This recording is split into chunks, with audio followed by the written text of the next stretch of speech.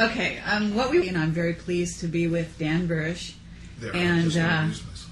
well, actually, I would like you to sort of give a brief introduction, who you are and what you're known for. Maybe what you'd like to be known for. Aside from cantankerous activities and disobeying certain authority structures. No, well, I'm a microbiologist, a retired one now, but continuing somewhat the practice involved in a very unusual project called Lotus. I am a 20-year retiree from Majestic, first having been brought in 1986 under the auspices of the Committee of the Majority, and specifically working for the Majestic 12, assigned to Project Aquarius. I suppose I'm more known for meeting a J-Rod and working at S4. Aside from that, I don't really know what I'm known for, aside from irritating a bunch of people on the web that don't want to hear about me. Okay, so you worked for Majestic, and you were basically, I mean, in brief, and I know there's a really long history Right. as The to Lotus how you was an ended. accessory project. It wasn't, it was funded because everything that I was doing at the time was being funded ultimately by them. But it was an accessory project. It wasn't something of a critical nature for the Majestic, or as I believed for a long time. However, the principle of the Lotus ultimately ended up being a rather earth-shaking item for the participants at the T9 conference a couple of years ago. What is the T9 conference? During the course of speaking with extraterrestrials and our interactions with them from the 1950s onward, there have been a series of treaties established between we and they meaning a future human intelligence, time travelers.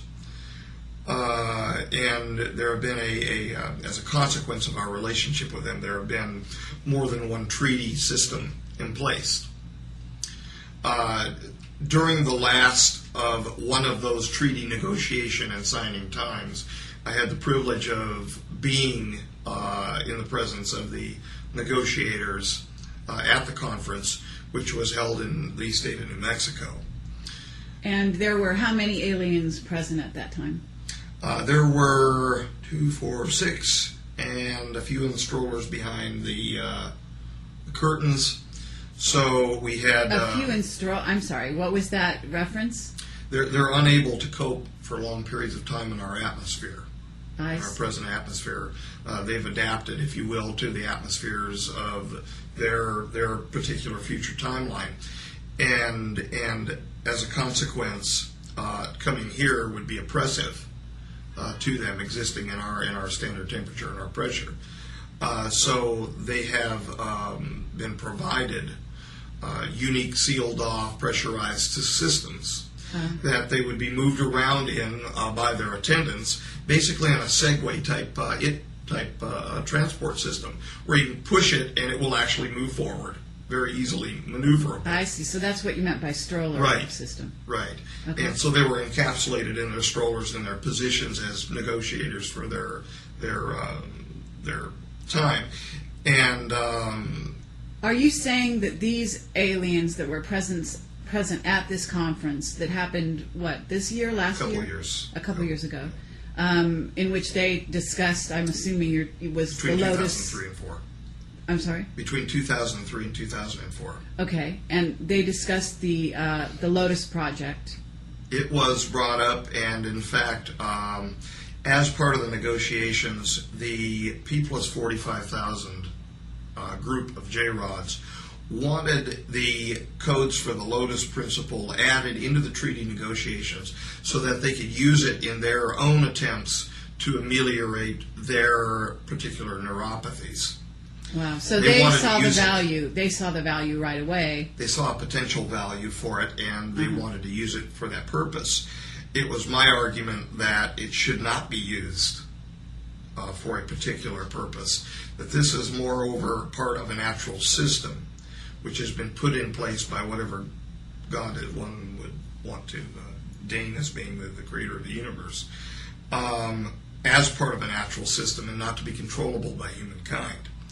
Or by alien kind? They're humans. They're okay, human you lineage. Consider them humans. They're humans. Okay. They're human beings, albeit different from what we would expect to see as a human being. But then again, if we look in the history, the presently accepted history of the evolution of humankind, if one were to walk into a conference held by Neanderthals, one would be taken aback. Well, in the same way, one may be taken aback by walking into a conference with these gentlemen. Okay. So you've got two kinds of aliens, and people that are watching this, some people may have no idea about the T2, two timelines. Probably not. We actually had three kinds of extraterrestrials, human lineage extraterrestrials present. Two kinds of P plus 45,000 years from now, if we were to translate over to timeline 2. Difficult subjects, aren't they? Two representatives from that time, two representatives from P plus 52,000 years ahead, J-rods, both of which generally have the anatomical configuration of what would be in ufology called grays, gray aliens, and two representatives from P plus 52,000 Orions, who would generally, I guess, in ufological circles, I guess one could say, would be called Nordics or Tals. Okay. Who actually look more human-like, but have larger eyes, very blue eyes, blondish hair, etc. I see. And, okay, well, of course I've got many questions on this score. So do I. But, and for people listening, we would also like to know, were there any reptilians present? No, not per se. Okay. What I've come to understand, and it's generally held, I think I could say it's generally held within our society, that the notion of a reptilian is a misnomer. And I'm not saying that to apply a negative connotation to the stories that individuals have brought forward, probably mostly forthrightly. But that when you view or observe what would be called a gray, what I would call a J-rod, the particular ruddy configuration of their skin, the changes of the sudoriferous glandular structure of their skin, can make them appear during exacerbations of the illness very reptilian in appearance, and also possibly praying mantis type in appearance. They're also suffering from a cocaine-like syndrome, which makes them lurch forward, so they appear very praying mantis-like. So I think that possibly many of the accounts which have forthrightly come from individuals whom have actually been abducted by the P-45s have maybe been interpreted as being reptilian in appearance because of their skin structure. But they're not really reptiles. Okay. Now, I'm not saying, I'm trying to be inclusive here, that there are things in the mind of man and in the glorious universe of God that I don't know. That there's a possibility that individuals have been have encountered alien species not to my reference. Given the fact, I've had to accept the fact that there are human beings that many years ahead of us on another timeline coexisting in reality. How hard would it be for me to accept that there are other extraterrestrials of non-human lineage, of which I've only been briefed about one, which is an extra-dimensional species, whom have referenced other extraterrestrial species that I know nothing about. Mm-hmm. How hard is it for me to accept that after I've been in the presence of a human lineage extraterrestrial? I don't have a problem with that, but at the same time, I don't have evidence to support it either. Reptilian in that if one were under stress and one had no previous reference to their biology, their pathophysiology, their particular problems, one could reasonably expect out of a group of people experiencing them that more than 50% of the group could probably say that they were reptilian in appearance. Okay, that's interesting. That's the best I so can their say. appearance morphs to some degree into more of a reptilian under stress. Is what you're saying? I mean, maybe that you people don't like could the word interpret morph. them that way. Okay. Reasonably be expected Visually. to interpret them that way if they do not have a scientific grounding in what they're looking at. Sure. You know, I'm trying to be inclusive of reports of individuals that have no reason to have come forward and say things that they've said for other than the fact that they've experienced something. I'm trying to understand or maybe help people to understand why they may have interpreted it as well. Sure. These things in this way. However, they may have actually come into contact with something which was fully reptilian in appearance. I don't know. I haven't. Exactly. I'm trying to be honest and at the same time tell people, because apparently it's happened to me, that it's okay. That apparently that they were what's happened. abducted and that it's happened. Okay. That Apparently, what has happened to you? Well, in 1973,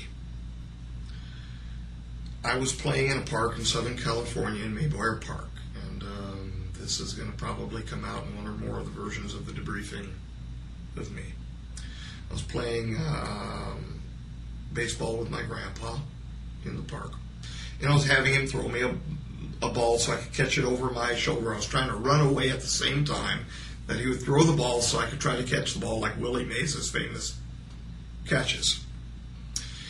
During one of these throws of the ball, I remember looking up toward the sun because it was high in the sky at the time. It was summertime.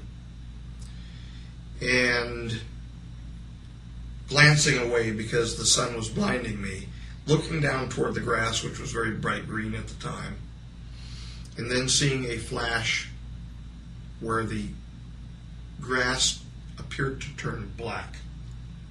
I appeared, from my perspective, I was covered in a shadow. The shadow reminded me of a triangular bat kite that I had played with my grandfather over the riverbed nearby. And that's the way I basically was able to describe it at the time. I was, 9? I was 9 at the time. Then I remember a flash. Immediately, there's a disjoint memory of this. It's not contiguous. Where I saw my grandfather sitting over by a tree several yards away from me. And the sun had clearly moved in its aspect to me, so time had clearly passed. The earth had moved and time had passed. At least several hours had passed. He was very shook up. I ran over to him, asked him what happened, and he didn't want to talk about it. He said, you're okay now, and he wanted to go home. So he walked me home immediately over the overpass, over Del Amo Boulevard, and we went home. This precipitated a major domestic upset between my grandparents and my mom and dad. Ultimately, this domestic upset resulted in my grandparents moving out.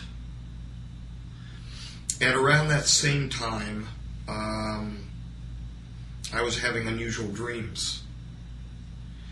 And in the dream, I would wake up. Do I think that there were probably dreams now? No. But I would wake up and I would walk from my bedroom through the restroom, which connected between my bedroom and a small laundry area that went to a doorway off the north side of our house. And to the right of that laundry area, there was a closet. That's the closet where my grandpa used to put his work jacket and his work boots. He worked at Gaffers and Sattlers as an enamel dipper, dipping pieces in enamel for manually for things like appliances, stoves, etc. And he would come home every day just covered in enamel dots all over his jacket and his boots. And I would open the door to that closet, and that's all I can remember from the dream. Mm-hmm. But I knew that I was meeting somebody called Harry. He was a little friend. And I know that as knowledge that I met a little friend there, but I have no visual memory of what Harry looked like. It was finally, because I finally told my mom and dad about it, and it was finally rationalized away that because I was still watching Sesame Street at the time, that was Oscar the Grouch. And that's the way my mom put it. She said, "You're thinking about Oscar the Grouch because he looks furry and hairy." And from that time on, as the dreams continued, I then remember seeing Oscar the Grouch in my dream, but not in the closet, in the restroom, or past the restroom. But I remember just seeing a picture of Oscar the Grouch, so I felt very calm about it. After that, I accepted it as a boy. So you were abducted in something that you don't remember the details of. Is that the actual experience once? Yeah, I told you what the actual memory of it from my boyhood. That is it. Now I remember possibly, and I'm not sure over the years whether this was confabulation or not, because I was a boy at the time. I think I remember seeing a tall person, like if you take a movie frame, like one frame, like a flash of a still picture, mm-hmm. like an iconic memory almost, of a tall person standing next to him at the tree. Next to your grandpa. My grandpa, yeah. Okay. And he refused until the day he passed to discuss what happened. He would become extremely agitated. And John and Dodie for certain, who had many conversations with him, and maybe even John would... this is your father and mother you're talking about. They're my mom and dad that I grew up with. Now, I've learned certain things about my family since then that are really neither here nor there, having to do with who was actually biological father and biological mother and things like that. But they were my mom and dad. They're my mom and dad. I mean, they're the mom and dad that I remember growing up with, and I... But they are not MJ1. No. Okay, but no. And MJ1, somehow this abduction experience seemed to have resulted in you becoming or being viewed as the son of MJ1. Is that correct? Right. What happened is this.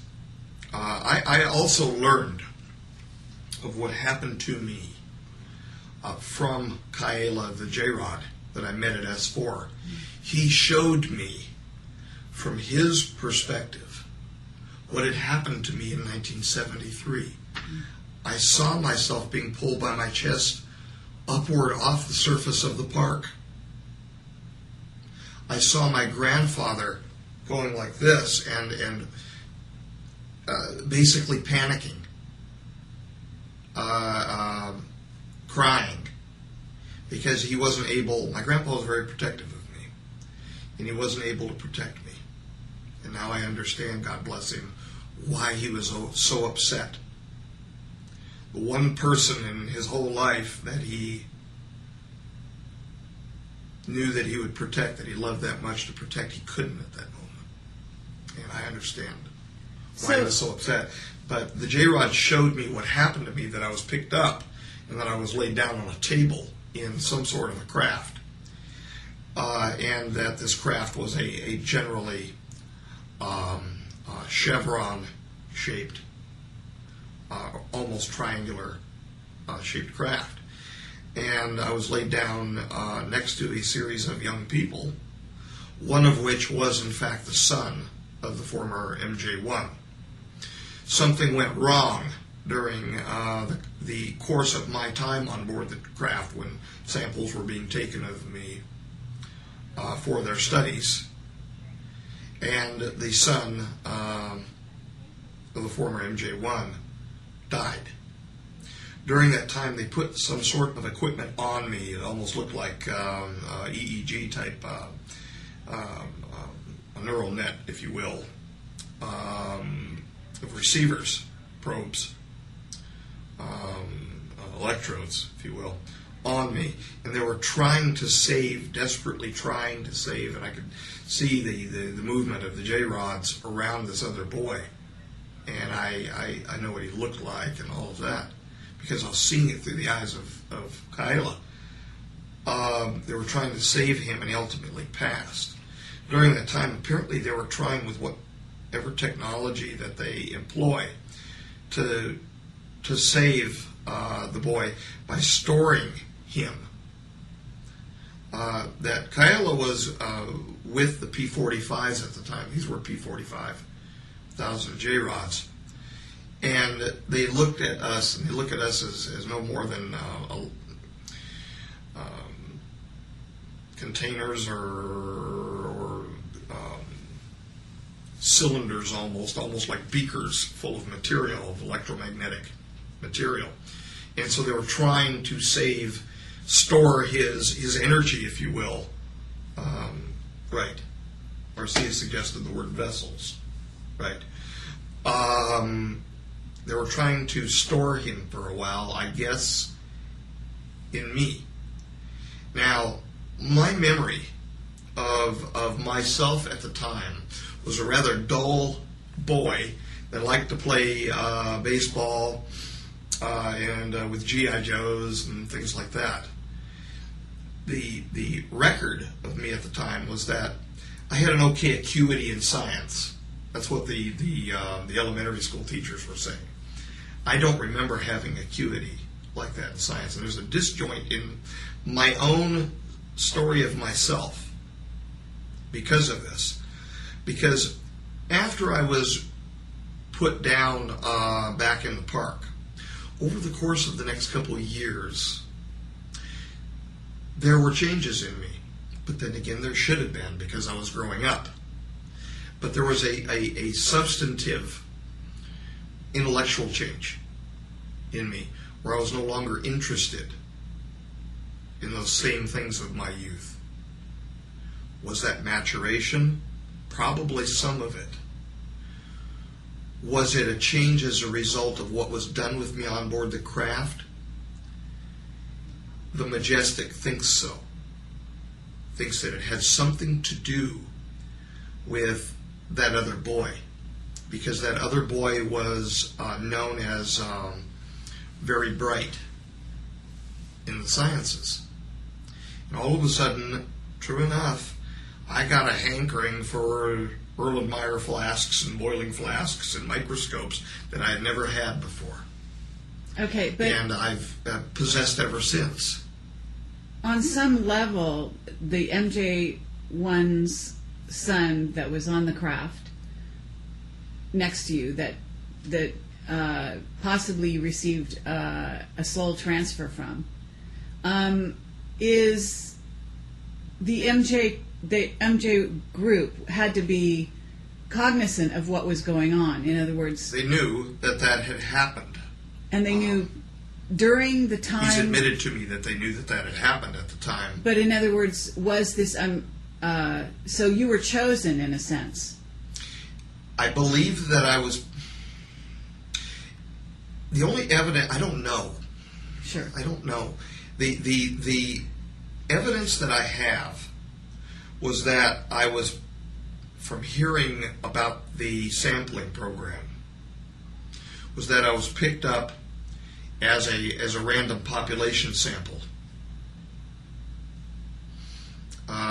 The son of a blue-collar worker, and just the son of my family was total blue-collar.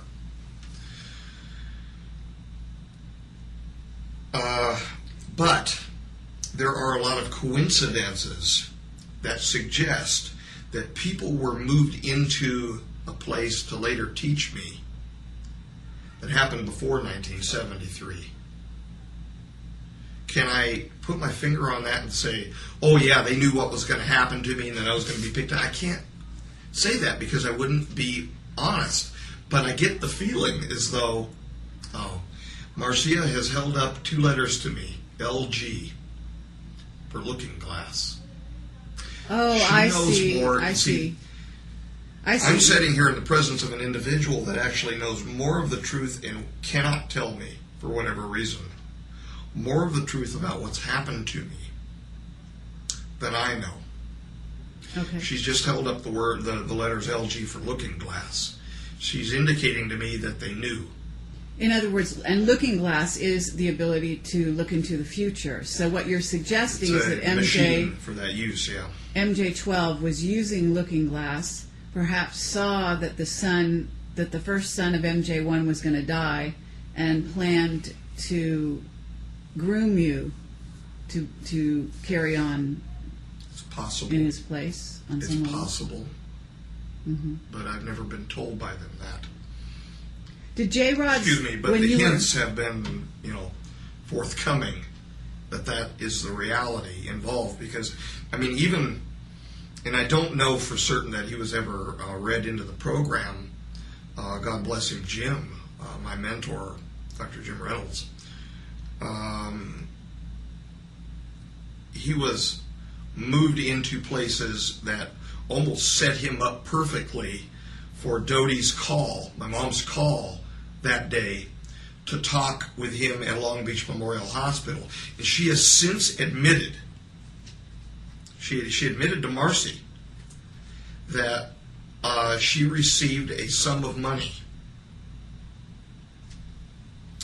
There are some not good things here, and I still love them both for everything that they've done for me.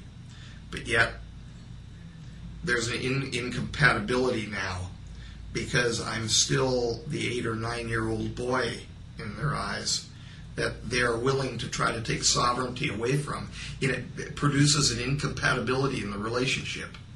What we're trying to find out, though, is how did you hook up with MJ1 after that? Well, the first time that I saw him was at the back of the meeting room at the George C. Page Museum when I was a member of the Los Angeles Microscopical Society. How old were you? 13, 14. So it was a few years after. It was a few years after I started becoming really interested in all of the beakers and the microscopes and things like that, where I was introduced to Jim Reynolds at Long Beach Memorial Medical Center. Jim Reynolds then introduced my mom and myself to John DeHaas, who was then an associate professor of protozoology, as I understand, at the University of Southern California. He was also the head of DeHaas Optical, a microscope salesman, who then put me in contact with the Los Angeles Microscopical Society at the George C. Page Museum, with whom he was associated as a member, as a senior member, in fact, at the time. During the course of my association with the LA Micro Society, I saw the former MJ1 walk in the back doorway. I sat at the back right of the room, which was where my spot kind of was. And I noticed him just standing back there, and he kind of just blended in with the crowd that was kind of coming and going. And he looked at me, and I looked at him because I noticed he was laying a little too long of a gaze on me. And I was paranoid as it was. I was scared to death just being around these bright people. These were accomplished scientists. Zane Price was one of them, who was the head of the Electron Micro Lab at UCLA. These were accomplished people. And I noticed he laid this gaze on me from the back of the room, and he took his lighter, and he opened it. It was a Zippo lighter, and it had a United States Navy seal on it. And he just popped it and lit it,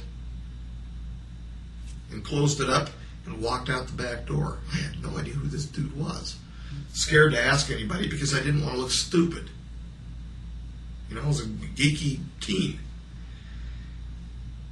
Later on, I find out that he just wanted to introduce himself to me early on. He wanted to see where I was in my life at the time. Now, of course, the association was already established because of the son Michael and all of that business from 73. This was like 1975, 76, right in that general time frame. So, okay. So that's my first meeting with him, but I didn't really meet with him at the time. He showed himself to me. I understand. And you have since developed a relationship with him such that there is affection there, and he does consider you his son. He treats me very son-like, yes. Okay. But would you also say that it's his, he regards you as his son literally, or he must be conscious of the shift or the transfer that took place. He knows what happened on board. We've had long discussions about this. Okay. In fact, during we had an entire night discussion about it one night. I'm trying to do the right things by everybody, and that's the only reason why. To be honest, my debriefing must come out to the public to the extent that the authentic message, the truthful message of what I've seen, comes out. And that concerns the extraterrestrial issue. But the rest of it, my losing my knees out at Mayboyer Park and falling at the base of the tree where my grandpa was, that's not required. But for people to know that it's not bullshit, that there's a real human being behind it, as messed up as they are, probably more. Yeah, they ought to know that. I'm going to tell you honestly, when I saw Bill Hamilton's segment interview with you, and you're talking about your relationship with J-Rod and how you communicated with him telepathically, that struck me as incredibly real. And from that point on, I was very interested in what you had to say, because I said, this man really experienced this. This is not bullshit. This is the real thing. Yeah. So if you could reiterate kind of how you started working with J-Rod. Well, he was working with me before I ever knew it. Of course, he was on board, as I understand. I have no memory of him directly, but as I understand, in 73. He had traveled to 73, and then this is even what I said to Jeff Rance on the phone. I said, my God, if this doesn't it boggles my mind when you think about paradoxes to start with. That he traveled to 73, I was picked up, and then he subsequently traveled back to the 53 time frame, and there was a crash, which means that he was held at S4 in 1973 at the time that I was playing baseball with my grandpa, and that he was also on board the craft, impinging into our time, lifting me up. Prosaically, it sounds crazy, but it's a paradox, I guess. But I actually came into direct contact with him at the end of 1993, start of 94. Yeah, there's something wrong with him. During the entirety of my experience around him, he appeared, the best that I can describe as off-shifted. Almost like, he was physical. I felt him through the glove. There was matter there with me, but almost like he was a ghost with a body. He didn't belong. He did not belong where he was. Yet, when he would communicate, when he would do the entrainment, they thump you. It's almost acoustically. They thump you. And until they finally come into contact with the brain level waves where they can begin communicating. And it comes in waves. It's almost like clicks of a dolphin. It comes in waves. And then you feel yourself pulled in as the entrainment is occurring, that the perception is being pulled into his eyes. Very unwieldy feeling. But then they entrain, bringing you down to relaxed almost to a theta state, like an 8 hertz type theta state, where you're very almost like drowsy, and they tell you, they're not going to hurt you. He did that. He actually said that he would not harm me. When he stepped forward on me when we were doing the old bride's dance, as we nicknamed it, where I was supposed to step forward to him, almost like taking a bride step up the aisle, and then he did the thing back to me, almost jokingly, but it was so unwieldy because he broke the protocol. It's like everything that had been established of trust at that moment, it went to hell. And I got so afraid. There was an animal response in me at that moment, a very, very human animalistic response of get me the hell out of here. And I stepped backward and fell backward onto my back. And that is really what I perceived myself as doing. I said to Jeff, felt like I was a cockroach, lying on my back in there. And he walked up onto me. And I heard them yelling, "Fire the repress." They were going to intumesce him. They were going to hurt him so that he wouldn't hurt me. And I was trying to yell no, and I'm not even sure to this day if I really yelled no or if it was just in my mind. The stress was that bad at the moment. And he literally walked up onto me and sat on my chest. He didn't knock me over. I mean, there was, I think Ron or a couple other people said, he knocked you over in the clean. He couldn't knock me over. He was too weak to knock me over. He even if he wasn't given his size, he couldn't have knocked me over. And how tall was he? Just a little over 3 feet, hunched down, almost 4 feet if he was to be extended out lengthwise, if he would be lying on his back and extended out lengthwise. But the malady, the pathologies under which he was suffering caused him to have weakness, change of gait, change of stance, where most of the time he was extremely hunched over forward, and he really couldn't stand up straight. When he would walk, he would wobble and kind of shuffle. So he got on your chest. He walked onto your chest, or sat on your chest. He was actually sitting on my abdomen area, but he was leaning forward with his hands onto my chest, looking down. So he was communicating at that moment that he wasn't going to hurt you? Yes, he said, I won't hurt you, Beanie. He called me Beanie. And that goes to Beanie. He broke English up very strangely.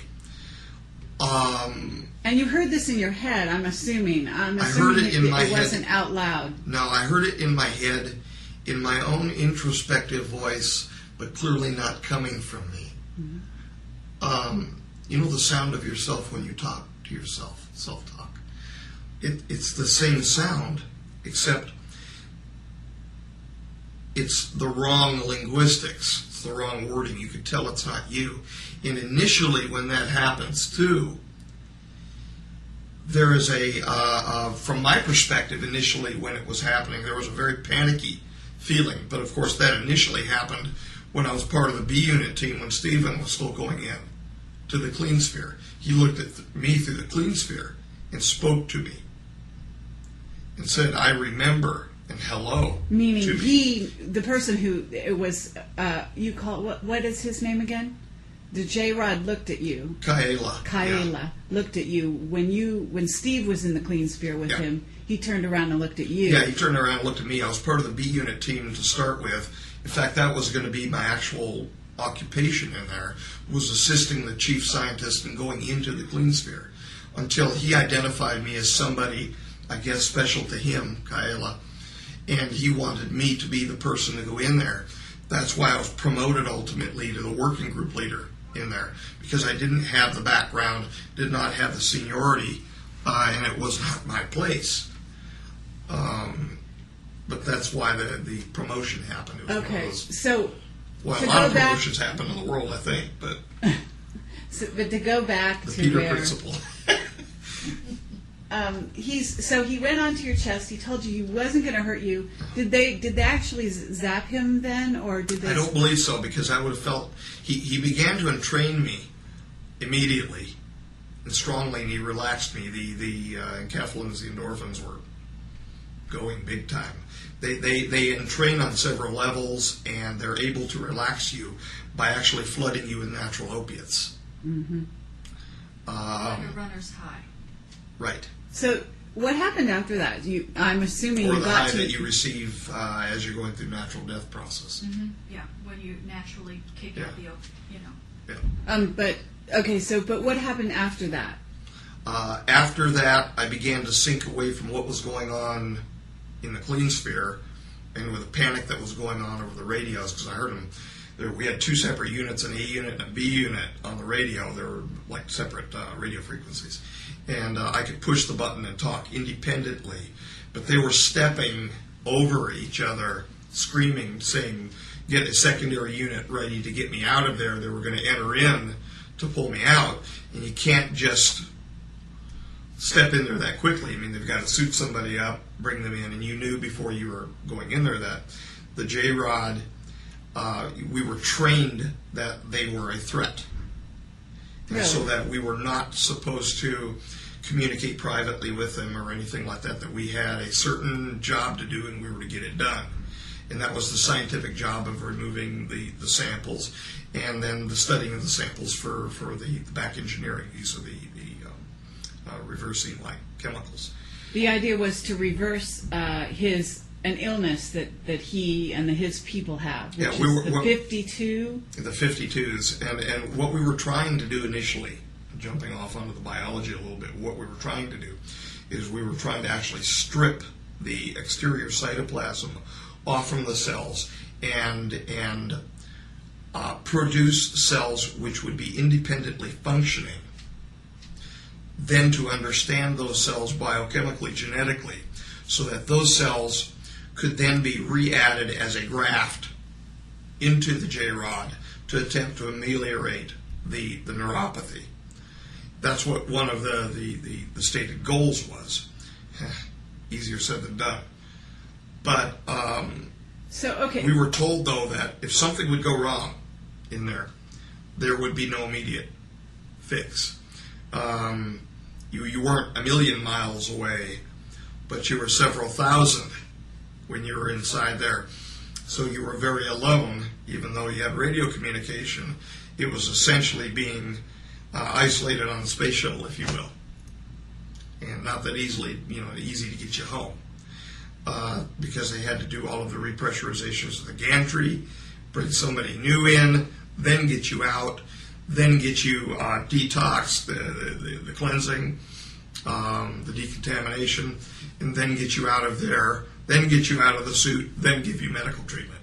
So we're talking a couple hours. So if something goes wrong in there, and they were potentially able to harm you because of the entrainment, you're dead. And that's, you accepted before you ever accepted going in there. But to a large part, it wasn't bravado on our part saying it's no big thing, but you had to accept that just to work inside the facility. You knew that if there was a contamination, if the alarms started going off, the old joke was get in a straight back chair and lean way over and kiss your goodbye. It was over. Because if the alarms started going off you were sealed into the facility, and they were going to pump the gas in and fire the fuel air device. Boom. That's what the explosive valves were for, the so-called escape tunnels. For you to get out in case there was an emergency, those were blow-off vents. So they could blow off and explode the facility, blow off out of the papoose range, and keep the remainder of the facility intact. So, but your experience with the J-Rod and the other ones you've met has basically, were you afraid for your life at any time? In other words, I was afraid for my actually, life when he stepped toward me. Absolutely, I was. At that moment. At that moment, but it was a very transient. It was an ephemeral moment. How did you? It passed off very quickly because biochemistry helped me calm down when he trained me. How did you feel, though, in your sort of interactions with him? In other words, do you feel that you said you didn't remember knowing him in the original meeting in the spaceship, right? Right. But he remembered clearly. He remembered. So, did you feel that you actually developed a friendship with this being? I absolutely did. And that it grew did. over time, or did you feel that it was instantly there? That's a good question. I'll say that I felt a kinship to him all along from the time that he first looked over at me.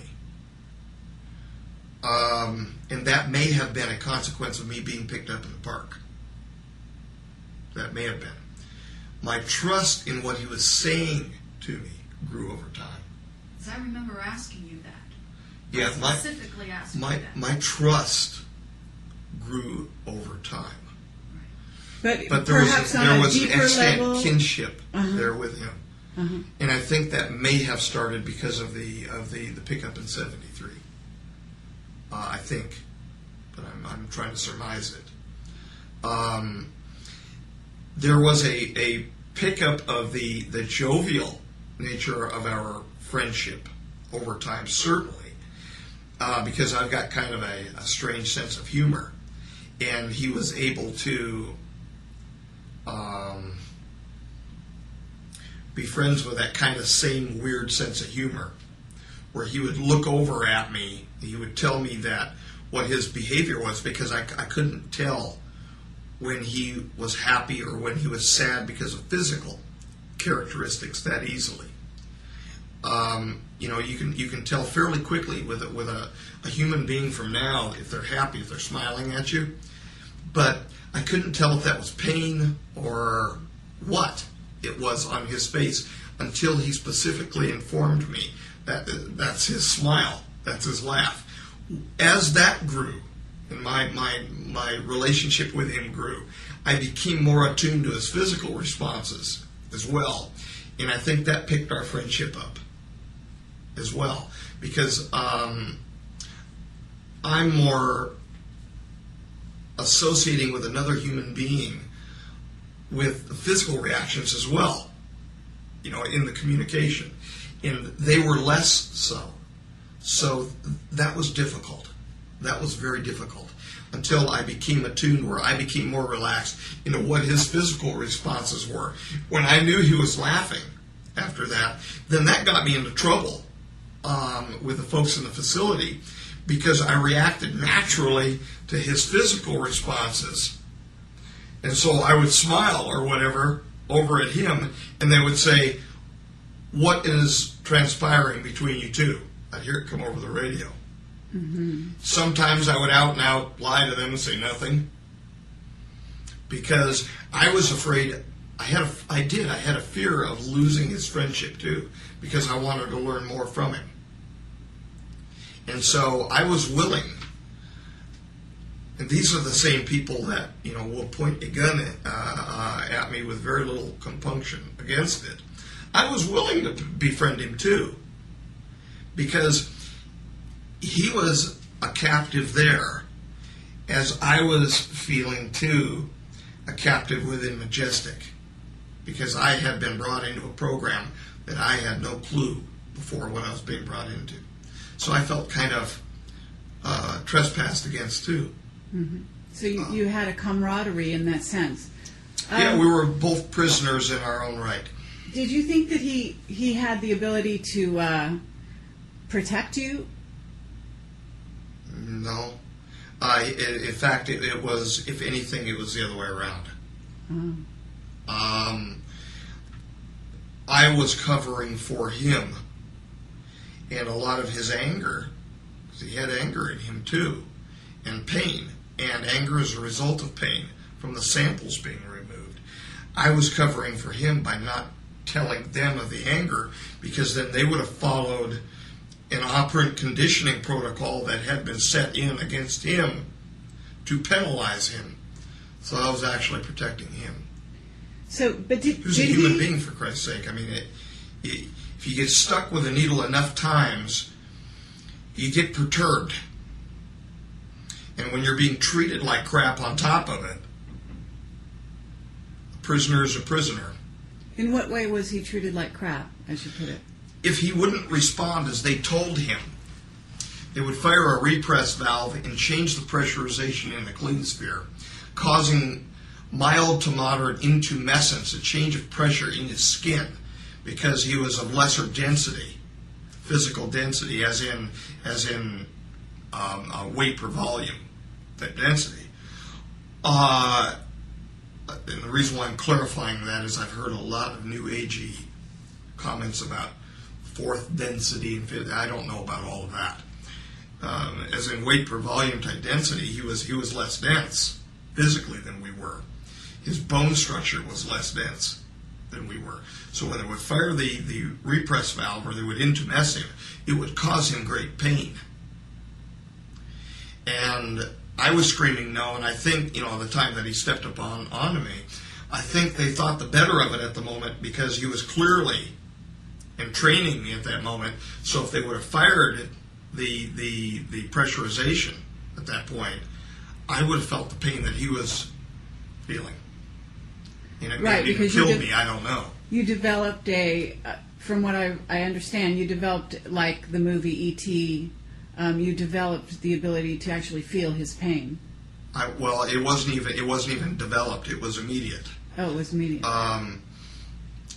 The thing which was developed, and I'm not sure. It may have actually been some sort of a neurological habituation. I'm not certain of that. But the thing which was developed was the inability to disentrain, to break off from him. Even when you left the clean sphere? In other words, regardless of where you were? Within a certain range, within, like a 15-meter range from him. For example, now? I could... Right now, could you feel his pain? No. If you wanted you to feel it, could you? No, I don't believe so. I don't believe that they're capable. I mean, we're talking time difference. Mm-hmm. His lack of physical existence in our reality. And even if we're talking no time difference, we're talking about a linear distance of how far between here and reticulum, good God. No. He's back at reticulum now. Yeah, as far as I'm aware. Uh-huh. As far as I'm aware. My stomach is growling. I must be getting hungry. Right, okay. As far as I'm aware, that's where he returned to. That's the best information I have. And frankly, from the time that, when it happened in 2003, they don't even want to discuss the matter with me, because it's a real sore point. I did what I was not supposed to do. You pushed him through a time hole. I pushed him into one of the Stargate units. Yeah, into the gray patch between the posts. Yeah. And that was the end. At the end of your relationship with him. That was the end of it. It's the last time I saw him. I mean, I think it was the end of their relationship with him too, which is why they're so pissed off. Why were you motivated to push him into? He asked me to. He told me he wanted to go home. He wanted to see his son. So I did. So he was a prisoner, but at some point you were in a position. I'm thinking this was in Egypt. Somehow you guys were taken to Egypt. Yeah, I was flown there. Yeah. And so was he. Yeah, but over a different transport. He was already present by the time of my arrival. There was a communication protocol going on. He was communicating something, and I was never really told. All I was told was that there was a problem with his communication, and they wanted me to be there to cause him to relax or whatever to facilitate the discussion. And so they wanted me basically there as an idola theatri, as an idol of the theater. They wanted me present. They wanted me there as a ruse of kinship with him. And and the kinship was no ruse, and that's something that they misinterpreted, I guess, over these years, that I have more of a kinship with a present-day human versus him. And to me, although he was offset, although he appeared different, that he didn't belong, he's still a human being, and a human is a human is a human to me. So I had a true friendship with him. There was a true affection there between the two, because he was showing me things from his childhood, and I was showing him things from mine, and we were actually enjoying each other's experience of each other, a friendship. It was a true friendship, and I don't really think that Majestic ever regarded it that way. They feel themselves so damn superior, or that we're superior to them. And maybe it's a reaction. I don't know, maybe I'm rationalizing it, that it's a reaction to the P-45's feeling that we're inferior. The so-called rogues' feeling of us, maybe it's some sort of a railing against that or a reaction against that they developed the attitude. I don't know, but I know that I wasn't superior to him and he wasn't superior to me. Much brighter, but we're still just human beings. And just because somebody is brighter than somebody else, it doesn't mean they're superior. So I'm just trying to figure out why in Egypt he was there. I'm obviously doing some work with them. He was there as part of a communication program that they had ongoing after our program, and way after, almost a decade. Almost 10 years later. Well, I mean, it had ended in 96, and we had some more briefings in 97, but that was about it. So you're saying that this happened recently, that you pushed him into the Stargate? It happened at the end of 2003. And, I could tell from the relationship with him that he was being honest with me. Now, again, there have been those that have criticized and said, well, look, this guy is 52,000 years along an evolutionary line, which does not necessarily make him smarter, but certainly not better if you look at the pathology, but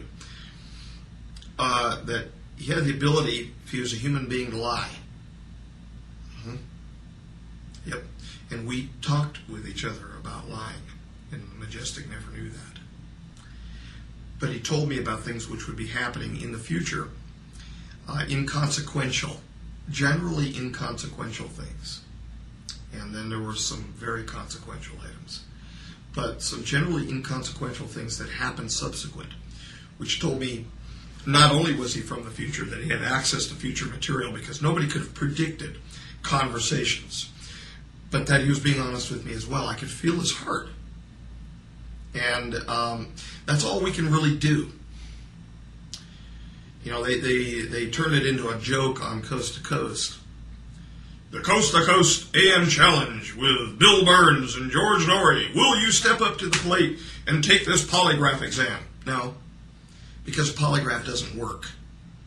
If a polygraph worked, we wouldn't need juries.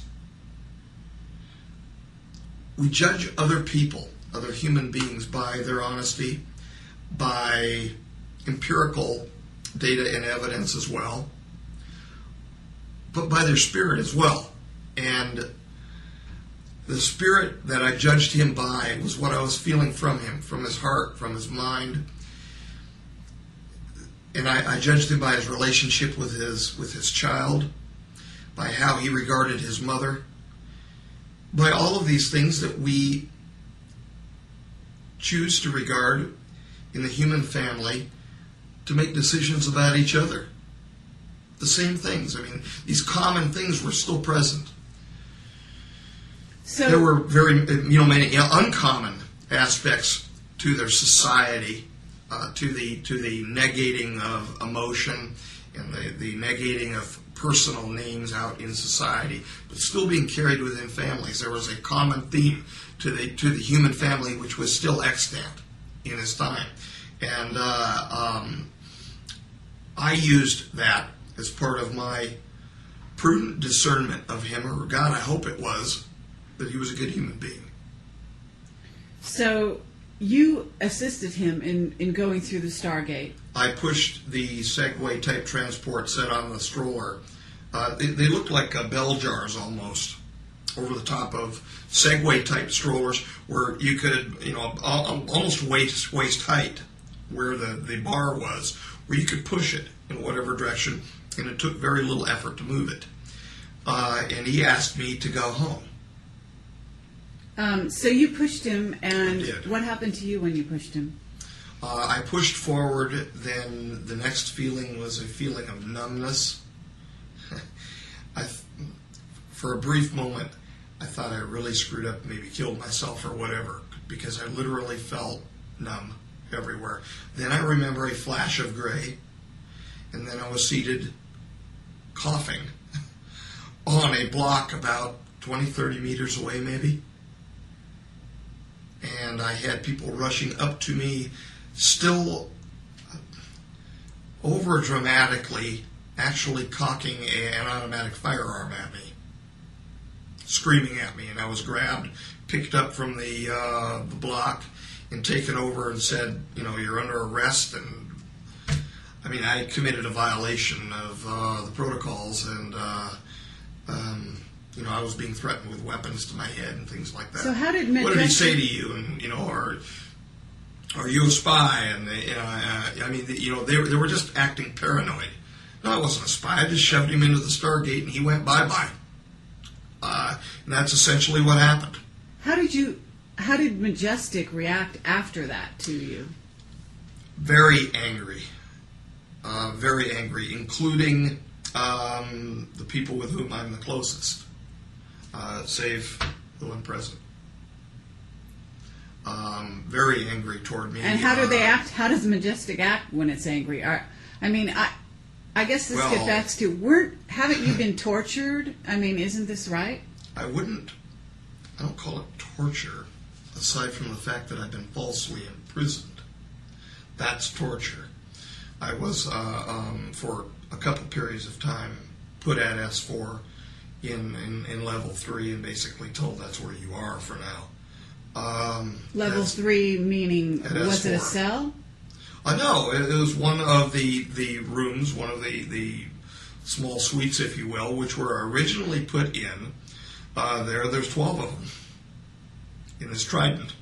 There's 3 groups of 4, and I was put in Bay Unit 1 over to the left, and it was essentially, it contained all the amenities. I could ask for food, got anything I wanted, except for I couldn't leave. There was no freedom. I consider that torture. The other items are acts of unkindness. And acts of unkindness from Majestic can range from everything from psychological unkindness, being rude to you, to being threatening, to being physically harmful. And I have been beaten, I have been slapped, I have been physically restrained, meaning handcuffed, and beaten and slapped. I have been put under lights. Well, hell, I had friends doing that to me. But I had, put under intense lights and while being handcuffed, as in interrogated. I have been told to shut my mouth to the point where 2 people grabbed me. One shoved me down onto the floor of a garage, and the other one stomped on and broke my hand. So, and these were the members of Majestic that carried out these attacks? In other words, they didn't hire someone? Not the J numbers. These are operatives. Operatives. As in security personnel, yeah. I see. So not the 1 through 12, but oh no, people that work for none them. of them have laid an unkind hand on me ever. Great affection, if anything, out of them. But they were under then again, orders. one can show great affection to a pet. So you were viewed as a pet by some of them, but you were also I'm not saying that. I'm mistreated saying on their that, orders? I'm not saying I was viewed as a pet. I'm saying I don't know what they're truly carrying in their hearts, in their minds. And so there exists a possibility that affection can be granted either honestly or disingenuously. It can be granted person to person on the same level, or as an act of condescending. Well, let's back up a tiny bit. Well, Majestic. yeah, she brought up the name Tenet. George Tenet. Oh, I better watch my mouth. Mm-hmm. That's why I hit the I name. just started talking here too much. I know. George Tenet was a former director of Central Intelligence for the United States of America. Now we're moving on. Okay. But what you were saying about Majestic has got me interested. Sorry. That's okay. You're basically saying that Majestic is operating as What a screw. independent of the government. Is that correct? Or are they operating Yes and under no. the... Yes and no. They were set independent of direct presidential authority as far back as the late 40s. However, there's more than one individual who has set as a member of the 12 who are intimately involved with the United States government to include its highest levels. Okay, and so those people were actually... Okay, it's time to put the tap dancing shoes on.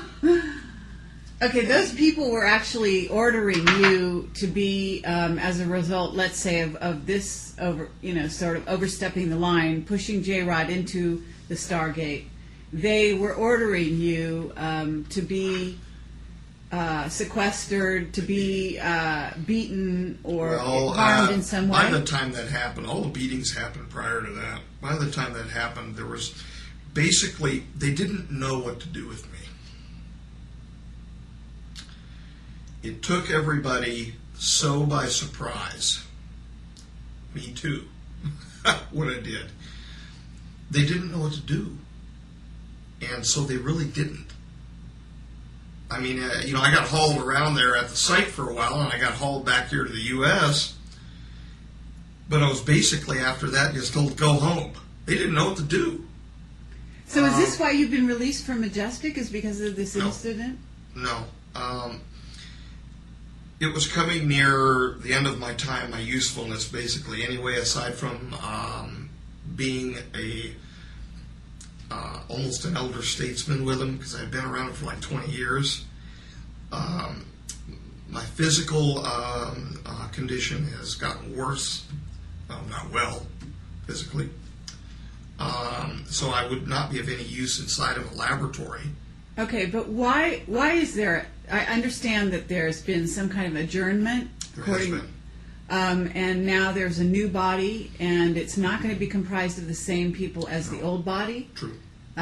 So why? Why have they changed members? What's the motivation? There's a switchover between two secret societies going on. One is handing reins over to the other, and it has been long planned. However, it's not been long known by me, but it's been long planned, probably decades. I'm certain it has to have been for decades. So Majestic is ruled by a secret society, is what you're saying? Well, Majestic has been the most famous, next to probably the Freemasons, secret society of itself. And there are many of the Freemasons who inhabit the Majestic as a consequence of their relationships. The two things are happening at the same time. And so their philosophies then, the philosophies of these associated secret societies like the Scottish Rite and the York Rite, are then imparted into the secret society known as the Majestic. So what's the quarrel between... You bring who you are to wherever you are. Sure. But what's the quarrel between, say, the Majestic Society or group and the Illuminati? That is a real good, and it's the best question to be asked. Even more importantly than the differences between the J-Rods, because this impacts us, I think, now. Many members of the upper echelon, and I don't mean the hard-working people who work on construction sites, for God's sakes, but many people who are in the upper echelon of the Masonic movement, both York and Scottish Rite, have accepted a philosophy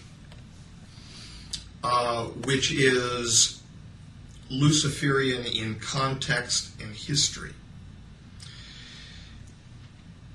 Many of the people who are not directly then involved with the Majestic, who are also associated with that Luciferian philosophy, have rubbed up against each other for decades, probably even longer. So, somewhere along the line in history, there was a schism between those individuals who have accepted a Luciferian history, Luciferian philosophy, mixed with other secret society people who have not, that ended up in the Majestic, and people who have accepted a Luciferian, almost like a different denomination, if you will, accepted a Luciferian philosophy, who are not associated with the Majestic. In other words, we've got dirty coins on both sides. Okay. And when you say a Luciferian philosophy... meaning a materialistic, and for lack of a better term, when it comes to the actual European Illuminati, satanic philosophy, where they've given their lives, their families, their sacred honor to this satanic thought of creating a world order under the person that they consider the true God, which would be a Luciferian figure. Now, these people have also, separating them from the dirty coins in the Majestic side, these people have also been accepting of the influence of the P45 rogues, who want to justify their own history by our demise of moving from timeline 1 over to timeline 2, a catastrophe.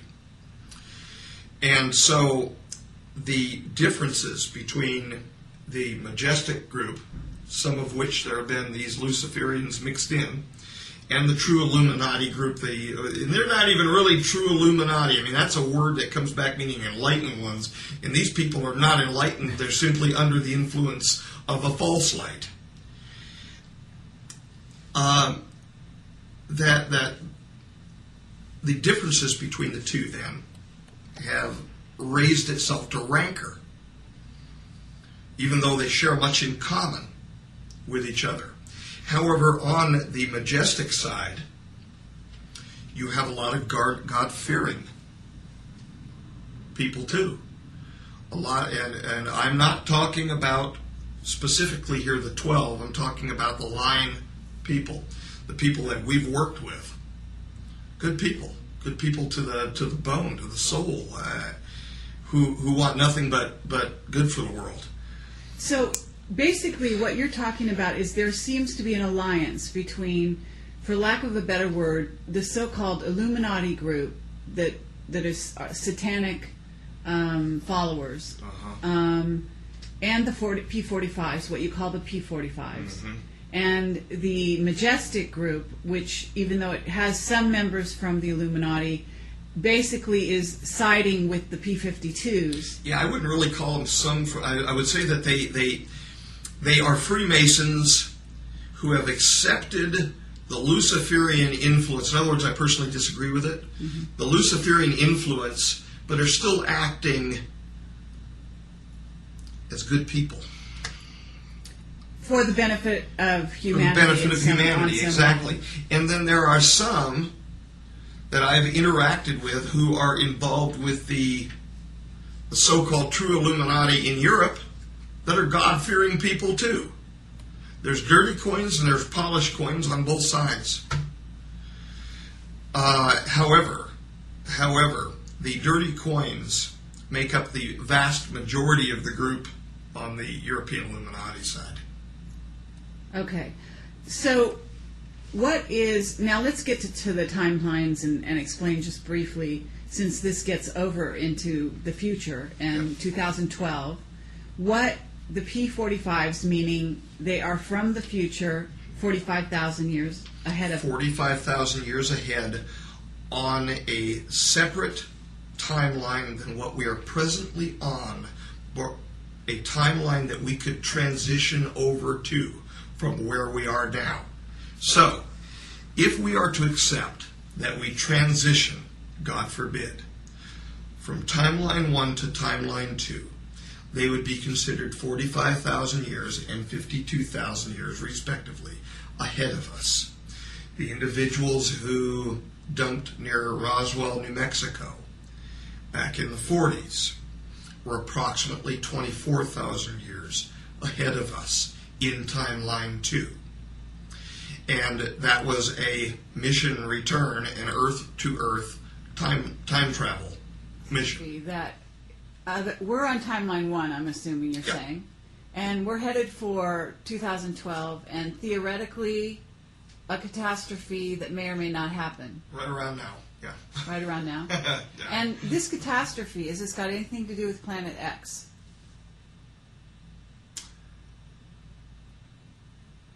I don't know.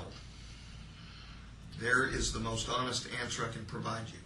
I know of a lot of lore about a rogue planet coming in. However, the material that I've actually seen on a repetitive crossing, if you will, of Earth with catastrophic influences happens not only because of a matter of physics, of rogue, and I don't mean this toward like J-Rod rogue, but rogue crossings near Earth asteroids or comets. What I have heard is that to precipitate the catastrophe, there would be, as we pass into the plane of the Milky Way, some sort of energetic burst through the plane of the galaxy by virtue of wormholes that travel through the plane of the galaxy from the center of the galaxy, which have been depicted in ancient lore called the serpent rope, even of the ancients. And that the serpent rope would return at the time of the end of the Mayan calendar, revealing, and there are several perspectives as to what it will reveal. But that during this same time, the history of the J-Rods record that this burst will cause a disruption in the sun, and that concomitantly with energetic bursts from the sun and from the wormholes which would be passing through our planet, that there would be a disaster provoked by virtue of these time travel devices, the Stargate devices, and the time viewing devices, the looking glass devices, spontaneously turning on and directing an inappropriate amount of energy into the crust of the Earth, precipitating a geophysical disaster. this geophysical disaster, in accordance with the history of the J-rods, the Orions, record that over 4,157,000,000 die over a several-year period by virtue of a geophysical shift in the crust. So this is what I get numb when I think of numbers that way. Is trying to be prevented. Is this right? Yes. Very true. And how is it going to be prevented?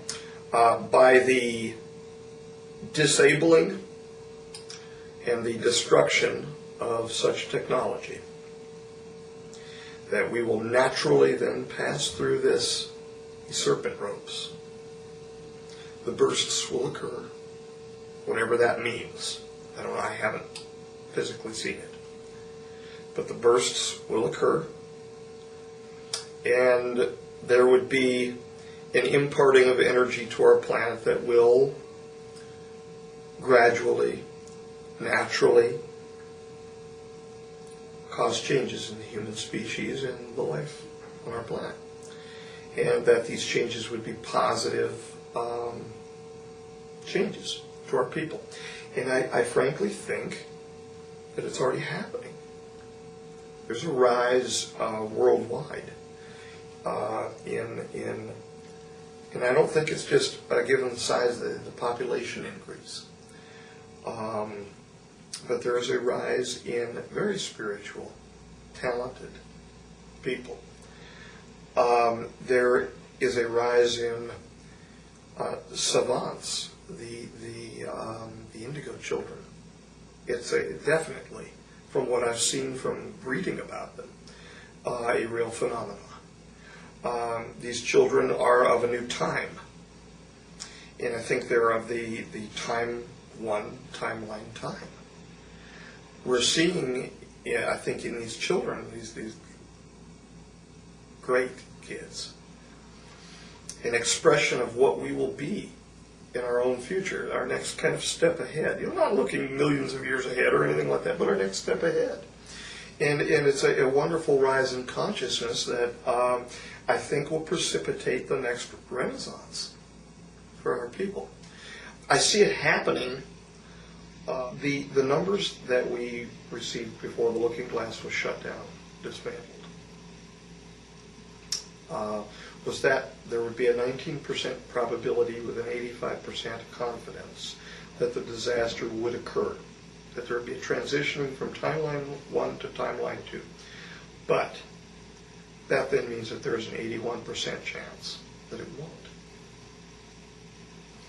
And so the individuals who want to carry the negative, I'm convinced that it's going to occur, are not presenting the facts. The facts are, this is the material that we have available that we know. So what you're saying is the Illuminati, to get back to that thread, yes, is basically the side that believes that the transition is going to occur from one timeline to the other. Not only do they believe that it will occur, they want to provoke it. But how does it benefit them to provoke it? Why should they want to be P45s? They don't. The living ones don't. They're looking at the P45s as a means to an end for them. They're not going to live that long. They're just going to live a normal human life and die. So they want the control for themselves. The fact that the P45s, that's how immoral these people are. The fact that the P45s are wanting us to, at their stage in their own development, have a disaster which justifies their own history, is being used as a means to an end by the Illuminati, who would like to see that the population is culled so that they could gain greater control. They don't care. So, okay, so they just want for themselves. There are really human beings that don't care, or that care that little. So what you're saying is the Illuminati want the catastrophe to occur, yes, so that a certain number, 3/4 is the number I've heard, of humanity dies. They get the history earth to reads themselves. about a little over 2/3. That's what the history of the J-rods actually read. All right, 2/3. And then what? I mean, they've still had to live through earth changes and cataclysms, right? Right. But these people are also the ones who have their guaranteed positions in the safety zones, underground facilities, etc. And so they are presumed. It is not known for certain, but they are presumed to actually then be the progenitors, if you will, of the people who become the J-Rods. Understand. But in a sense, there is a thought that, in a sense, the P45s, that side of humanity, possibly becomes almost soulless. They become repressed. They still have their same souls, because even after 7,000 more years of development, I could see the soul. I mean, as you see the heart of another human being, I could see the soul in Kaela. So it didn't. But Kaela was come not back. a P45. No, he was a P52. But that just means that he was 7,000 years along the T2 timeline from when the P45s So were he in used existence. to be, or his people used to be a P45. Yes. And a P46, 47, 48. Yes. Yes. Okay. Yes. So the soul didn't go away and then come back. It's been there. But then, you know what? Look, you can say that some people are soulless. The Nazis. How much soul did they have when they threw my grandpa onto a car? How much soul did they have? Well, you know what? They had a human soul. As black as apparently what it was, or as covered over in their demented brains. But I still pray for them that they've been made whole with God. But they still had their souls, even though it was repressed. So, in like manner, the P45s have a soul. Okay. Well then, okay, you've talked about the P52 Orions and the P52 J-Rods. Am I right? Mm-hmm. Okay. What causes the split? Because the Orions, I'm thinking, are the blonde Nordics. They're the ones that prefer to stay out of the safety zones when it happens. They are the survivors who do not go underground. Are these good? Is this a good division of humanity? I mean, the P52 Orion I don't consider Nordics. any division of humanity good. I consider them the more positive of the two, because I consider the positive aspects of humanity to be the spiritual aspects. So you're saying the Nordic line is spiritual? Yeah, More extremely, spiritual. Extremely, yeah. Okay. So how does the Nordic line, I mean, you say they stay out. They actually move off from Earth first. The J-Rods, or the precursors to the J-Rods, stay on Earth for a great deal of time. Well after 24,000 years from the time of the transition, like 24,000 years from now, because there were 24 or so thousand years ahead of us when they crashed in Roswell in 1947. Those were 24s. They stay. The Orions move off first to the place after the reestablishment of a society on the surface of the Earth. Technology is refurbished, etc. They move off to the place where the Ark is held. Which is where? Our nearest body, the moon. The moon. Where on it, I'm not going to say. Okay. Well, this Because I'm gets having into... to defend against the possibility of Timeline 1 transitioning over to Timeline 2 in a manner different than I've been told. And I'm not going to be the person who hands off the wrong information. So, okay, but you're saying the Nordics are going to get off Earth if the catastrophe happens, or regardless, They leave after. after the catastrophe happens. Presumably several thousand years after it happens. They Several leave. thousand They- years. yes, I they was move getting to the moon. impression you were talking about not them really. going on spaceships or something. No. They move off to the moon several thousand years via spacecraft. They get to the place where the Ark was held, and they reestablish a new community. From there, they move to Mars. From Mars out to Orion.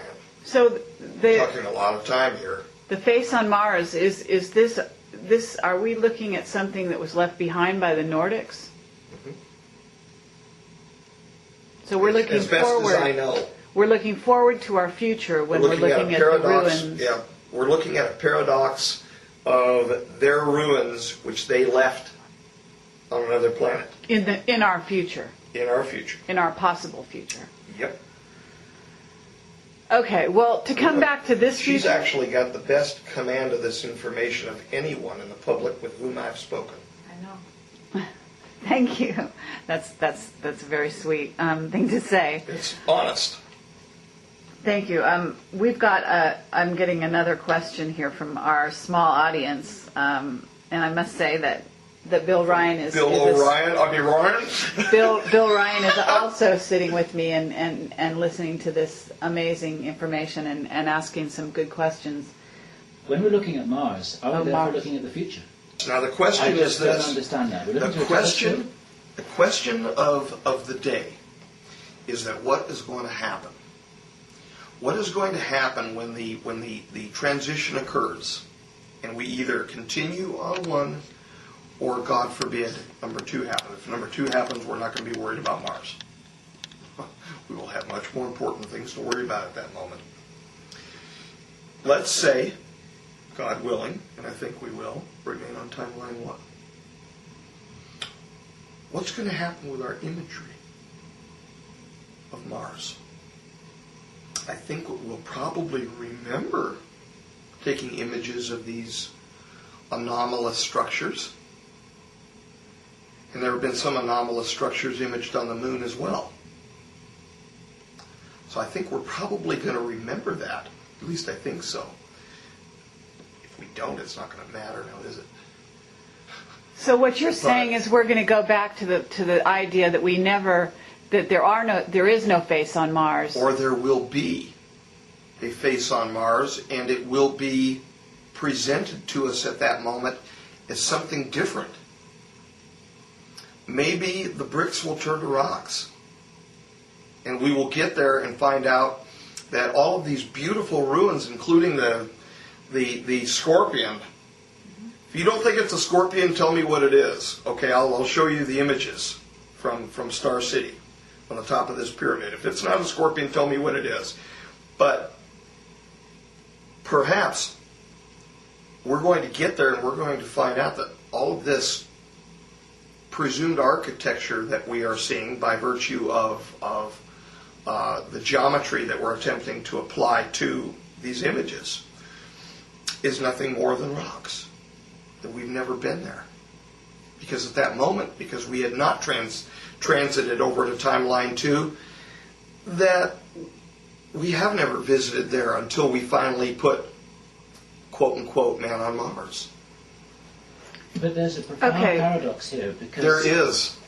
Because what I hear you saying is that we're looking through telescopes where we're receiving light in present time with a few minutes difference. That's being reflected off objects on the surface of Mars, but we're actually looking at a possible future. That's right. I don't understand. There are impacts into our timeline now which have occurred. This is information that I received not only from Kaela, but also from the material within Majestic. There are impacts into our reality now, our timeline now, by virtue of the amount of time travel which has occurred. Every time they have gone back in time, they have caused small paradoxes which have built up as our reality that we now perceive. In other words, there is actual Newtonian superimposing. And that is a frightening thing to me.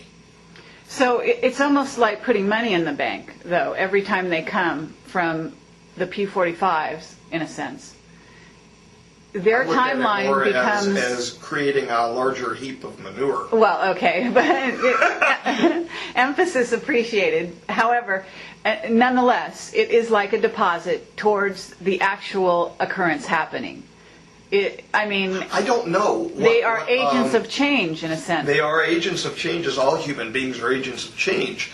But I don't know whether there is a cause-effect, whether there's a nexus between cause and effect having to do with their amount of time travel and the superimposition which is going on in our reality and the disaster itself. I think that the disaster itself, from everything that I've read and heard, is a direct consequence of the technological aspect of bringing too much energy toward us in a non-natural manner. Okay, well, basically, you're saying there's two timelines. I mean, I'm sure you're aware of the work of physicists now that are saying, look, if you can have two timelines, you can have 2 million. Well, don't we really have 3 or 4? I'm discussing 24,000s, I'm discussing 45,000s, 52,000s, and present day. How many timelines are that? Because these people moved ahead linearly in their timeline. Just because we want to call it timeline 2 doesn't mean that there are other effects or superimposings which are occurring on different realities during even their own timelines. Exactly. I mean, there's a sense at which what you're talking about is not so much that the P45s, for example, timeline won't exist, as it will actually separate from our reality and become more like a parallel reality instead of an intersecting one. From what I understand, the people who were just prior, which would be us, according to their history, to the people who were just after, exist as a straight vector of time. So in other words, God forbid the catastrophe occur, it will just appear as tomorrow the catastrophe occurs, etc., and we move forward and changes start occurring in the earth. There is a disaster, there is a loss of huge life, etc. We won't probably feel anything change aside from the fact that we'll all be running scared for our lives. Aside from that, I have no explanation. Okay, you're saying if the catastrophe occurs. Yeah. But if it doesn't occur, there's still the element in which we have been visited by a timeline in which really does exist in a sense. And how do you unmake something which has been made? That's kind of, I mean, it's more of a philosophical question. I don't know, and all I can do is defer to the Creator on that issue. Because all we do is perturb. What has told you that this is true? All of the above. Okay. It's all of the above, plus information directly from Majestic, I think. Why is Majestic in a place to know that this actually happens or doesn't happen? In other words, you've got the looking glass technology that they use, and you use, and you were instrumental in discovering. Were you in? No. This is an original technology which was derived from ancient cylinder seals by people from our future who provided it to us, meaning the rogues, the P45s. Okay, the people from our negative future. That's right. We wouldn't have this lovely technology if it wasn't planted in our past for us to use now. The entirety of the technology must either be disabled or destroyed. In other words, to unmake the technology. Until at least after we pass through this time period. There is no way. From the deceit, the conceit, the avarice, and the greed that I have been around over the last 20 years amongst the good side of these two dirty coins, there is no way that they're not going to start this equipment back up again if it's usable after this. Of course they're going to. Come on. I mean, they've got this, it's like a magic box to try to see into the future. What they're going to do with our future with regard to that, I've got no clue. I have no power over it, and I have no clue. Okay, so this looking glass technology comes from cylinder seals. Originally, yes. How? Originally, it was a series of instructions for accessing the wormholes which naturally pass in the hyperspace in which we find ourselves. And from there, they worked on the technology. They built the equipment from the instructions. After building the equipment from the instructions, they began to tweak it and find different things out about it. One of the things that they found is that they could actually use it as a peering portal, like a peering glass, if you will, to see different aspects of not only the future but the past. Are these Sumerian? I would say that they slightly predate Sumerian time frame, but that some of the information which came down from cylinder seals that slightly predated the Sumerian time frame, were then recopied in Sumerian seals as well. And those cylinder seals, oh yes, and those cylinder seals, to the best of my knowledge, have all been obtained. From Iraq? Some of them from Iraq, yes. Some of them from some Egypt? Some of them from Egypt, some of them from other countries where they were being stored. And I really don't want to get my country into too many problems here. And you've got, go ahead. For a second, it's. I want to reiterate, the Rogue P-45s jumped back, seeded this technology, because that's what they wanted to do, was to seed the land to help facilitate the catastrophe. Because by placing this technology available, they knew that it would be utilized, and as long as we as people, oh my God, they wanted to go back and seed the technology, because they felt that as people we would be unable to break ourselves away from using that technology. How is it that this technology is being utilized now? And isn't, if you're talking about a wormhole, isn't it the same thing as a Stargate? Essentially, yes. The technology is not being utilized now. Anywhere we find it, we take it. Who's we? Because you have warring factions. You've got the Illuminati on one hand. You've got the Majestic on another. We as the United States, as part of the UN, NATO. I don't really want to comment too much about NATO and who's controlling the NATO alliance at this point. But isn't it a fact that the Illuminati would be stealing back this looking? I mean, if they want it to happen, their objective would be to steal these cylinders and get them on, so that they could use the looking glass technology. They can't show up as an aggressor to steal anything back. So what they do is they vote against us. How does that stop looking glass technology? It plays out in the UN. Well, we had looking glass technology and portal, actual Stargate technology in Iraq as late as the start of 2003. And a lot of countries didn't want us to enter Iraq. We did, though, didn't we? Right. But how is it that, in other words, it sounds like... Omar just handed his two over. We just told him that we were going to make him rich beyond avarice. And he was a little smarter than Saddam, that's all. And so what he did is he handed them over and says, "Oh, please come into my country." He says, look at my equipment to make sure that I'm not making any weapons of mass destruction. Meanwhile, out the back door goes the two that Saddam actually had transferred over to him. Cylinders. Equipment. Stargate. Activating technology. Portal. For them to experiment with. They were experimenting.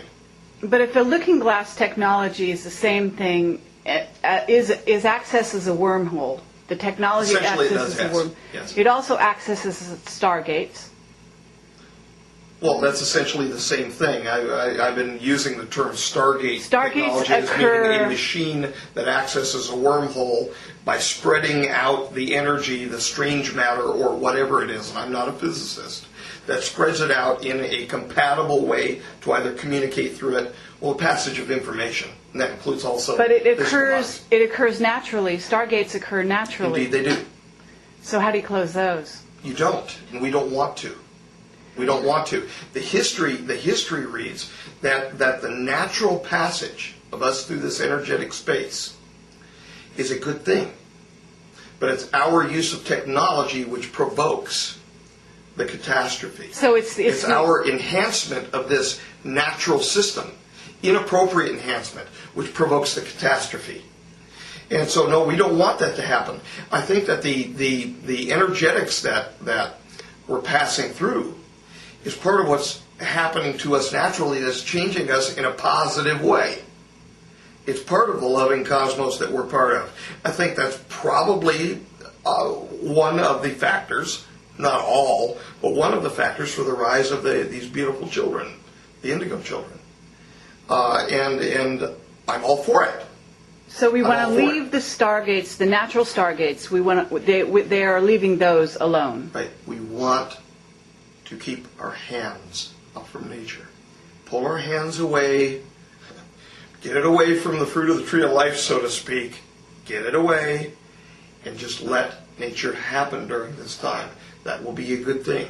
However, we also have people who oppose that because they want what they want. Okay, so tell us Sure. about Okay, well, the Men in Black phenomenon. the Men in Black, yeah. Part of it is a psychological operations unit within Majestic. And they operate to scare people away from things that they've seen that they don't want them, further bringing information out in the population of the so-called giggle factor. Anything above that, they attempt or have attempted, I don't even know that they're still in operation, to suppress. Then you have the real McCoy. The real McCoy is not human. The real McCoy is in fact a P-45J rod. They are using, through the use of some sort of sinuous biomechanical technology, the skin of a dead human. Wow. It is a dead human. These are the ones that walk up to you and they look like they're shuffling, like they've just filled their drawers. When they speak through this technology that they have wrapping around them, they sound very bland, very monotone, and they don't belong. You can tell very quickly that they don't belong. Have you met one? I've met several of them. They were operating around my work at Sunchase before we were moved to a different location. Yes, they're very sallow in appearance. They thought that it was an appropriate expression to sing me happy birthday one year over at, I think it was the start of 2003. It was either 03 or 04. 03, I believe it was. Yeah. And I did not like being around them. And they will not think twice but to use force on you. They will hit you. They will push you. One did me. Marcia, not that long ago, got her fill of both types. Both the psychological operations people who attempted a few years ago to scare her off over at Winchester Park. Those were human beings. They were just striking fear in her. And one actual real McCoy nib. And this thing, I actually saw it first. It wandered onto, they get confused easily.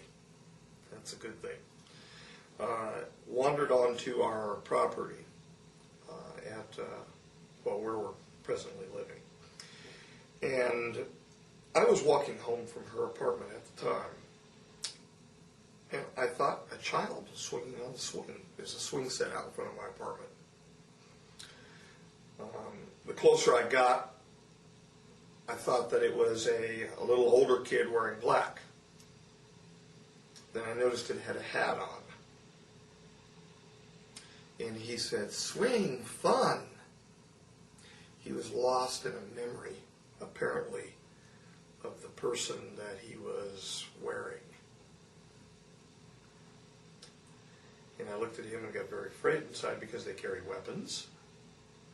They can be killed with weapons, too.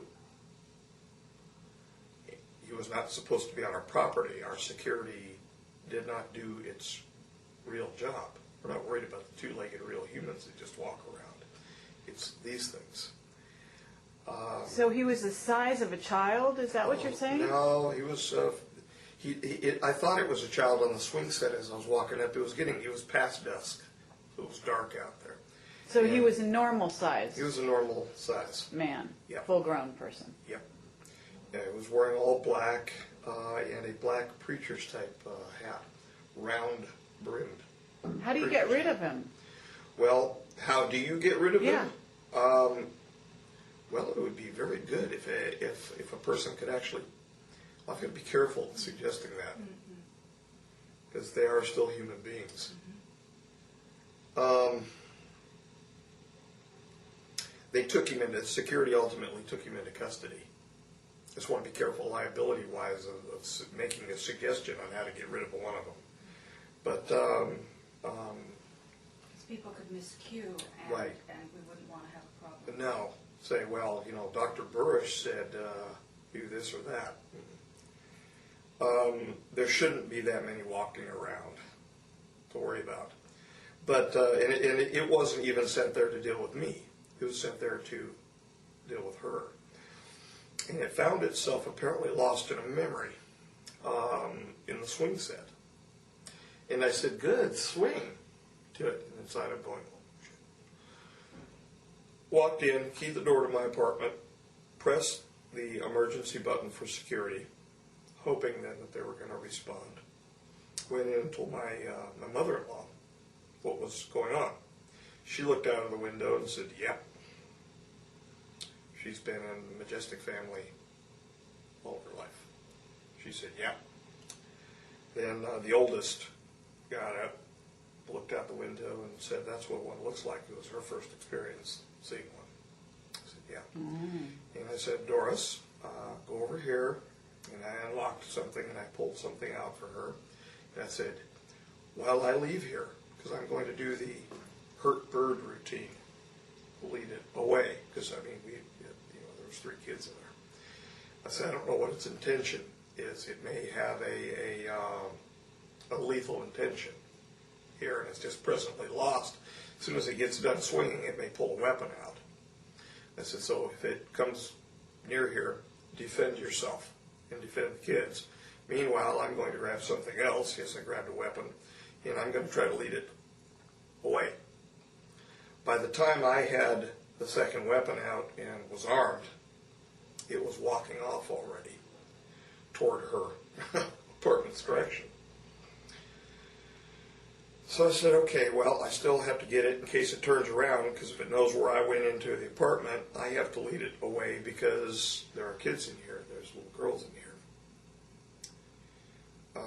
And so I walked toward it, past it, walked clear by it, and it just continued shuffling ahead slowly up the sidewalk, gradually toward her apartment. Got over to her apartment. I said, where in the hell is security? So we were pushing buttons over there. Nobody's responding. Got on the radio. Nobody responds.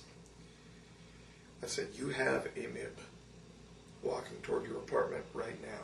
She said, a MIB? I said, an ET. I said, they are dangerous, as you're well aware, but it's her first experience with something like this. I said, come here and look. It can't possibly, and I wanted to make sure that it wasn't walking back toward my apartment where the girls were. I said, it can't possibly have reached here by now. I mean, it's walking slowly. And so she came out with me, and she went over by the wall behind a bush, and she didn't see it initially. It was hidden like in the recesses of the light as it was walking up in one of the shadowed areas, because now the lights had kicked on the exterior of the buildings, all of that. And I walked up onto the sidewalk and saw it, and I turned my back on it at that point. They don't run. So I turned my back on it and I said, you may want to be going that way to Marcy. And she said, because she's not the faint of heart female, she said, why? And then she saw it over my shoulder and laid her first eyes on an ET. And her eyes got about that big, which is the normal reaction. And she walked. Give you some credit. She actually walked from there back toward the corner of the building before I saw her break into something more than a walk. She walked away from it. By then, I'm still standing there, and this thing walked by me. Now, I'm wondering why it's here. And I said, "Hi." And it turned this close to me and said, "Hello," and then just continued to walk. Walked right past me like I wasn't even there, toward her. I thought, well, okay, it has an assignment. We don't know what the assignment is because it will not give up its intention behaviorally before it carries out its assignment. And I wasn't sure if it was armed or what, so I walked by it again. This is how slow it is shuffling. It walks like it's got poop in its pants. I mean, that's how you can. I mean, they are clearly not comfortable in the skin. I walked by it again. Now I have made certain adjustments to the firearm I had on me because I was figuring that whatever was going to happen, it was going to happen fairly soon.